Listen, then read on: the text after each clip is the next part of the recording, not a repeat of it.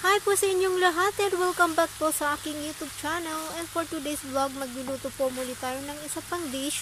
So I hope samahan niyo po ako guys sa aking pagluluto.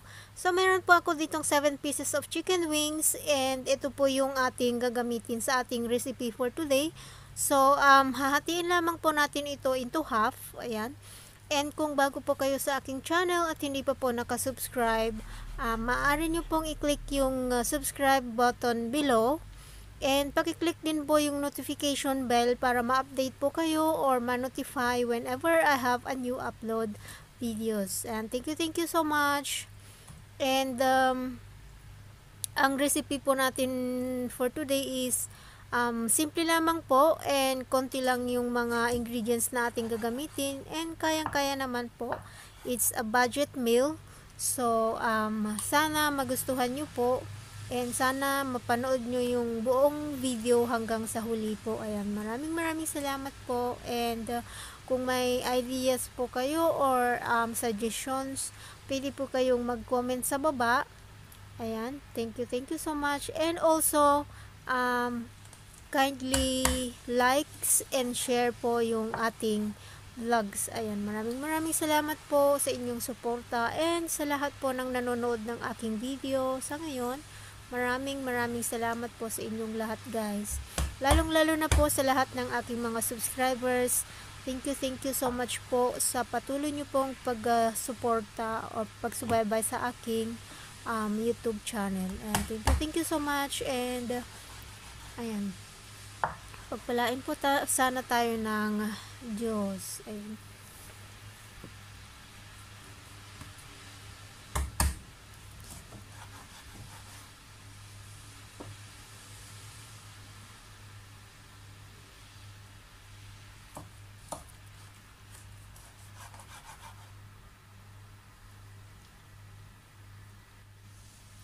And gagamit din po tayo dito ng 5 to 6 pieces of garlic.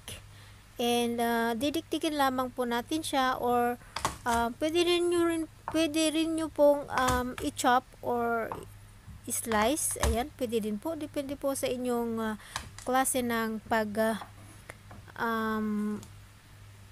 paghati or ano ng inyong mga panggisa.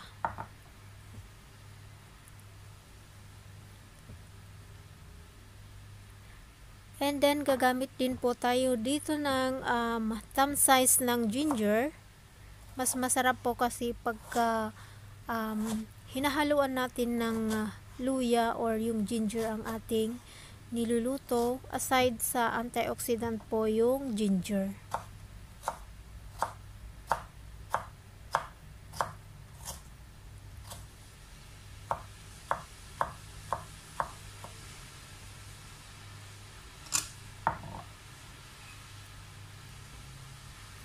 At saka gagamit din po tayo ng isang medium size ng white onion or pwede din po yung ibang red onion or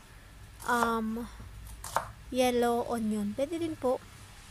Basta onion. Pwede. Panggisa.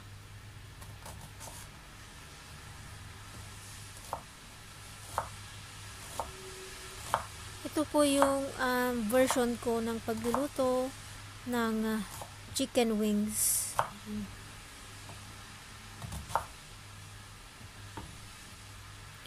And gagamit din po dito tayo ng isang piraso ng red chili.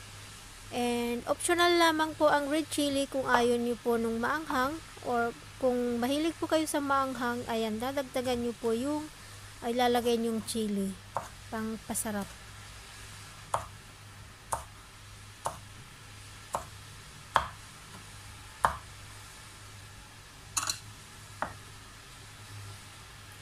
Ayan, so after po nating mahiwa ang lahat, umpisan natin ang pagluluto. So maglalagay po ako dito ng konting mantika and then i-fry po muna natin ang ating chicken wings hanggang sa mag-brown ang ating chicken wings.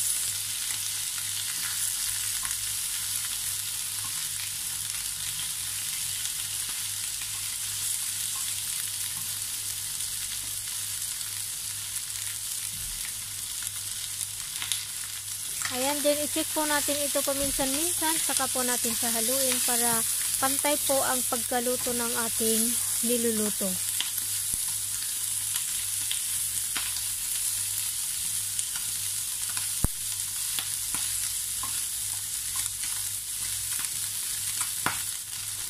Ayan, ito na po siya, nag-brown na po siya. So, i-remove na natin siya or tatanggalin natin siya sa kawali. And then, i-set aside po natin ito para magamit natin siya mamaya sa ating pagluluto.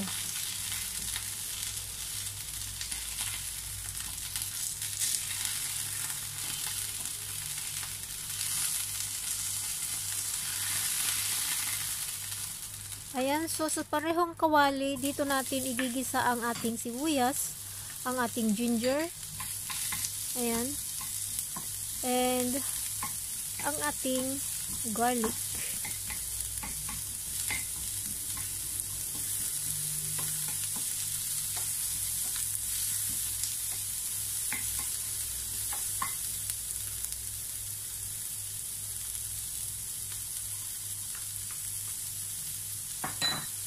So, ituloy lamang po natin ang ating paggisa hanggang sa mag-brown yung ating panggisa.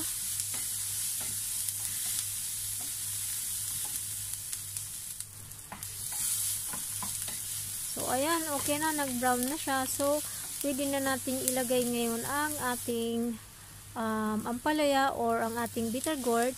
Na-slice ko na po siya and nahugasan ko na rin siya. So, ayan. Ito po yung isa pang sangkap na ating gagamitin or ihahalo sa ating recipe.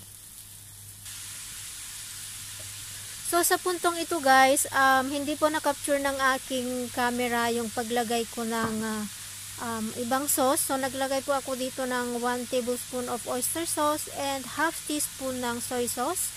At ngayon, maglalagay po ako dito ng 1 piece of chicken nor cubes. And kanina, naglagay din po ako dito ng konting paminta. So, ayan guys. Ang complete recipe po pala, ilalagay ko po sa description box or nasa dulo po ng video. So, sana mapanood nyo po yung video hanggang sa huli po. And ngayon, maglalagay din po ako dito ng 1 tablespoon of sugar. Ayan. Saka po natin ito haluin para mag-combine po lahat ang ating mga ingredients.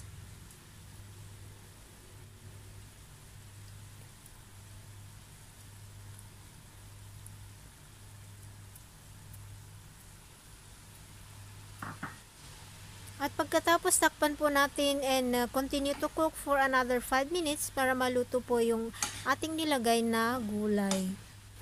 Ayan, so after 5 minutes, i-check po natin.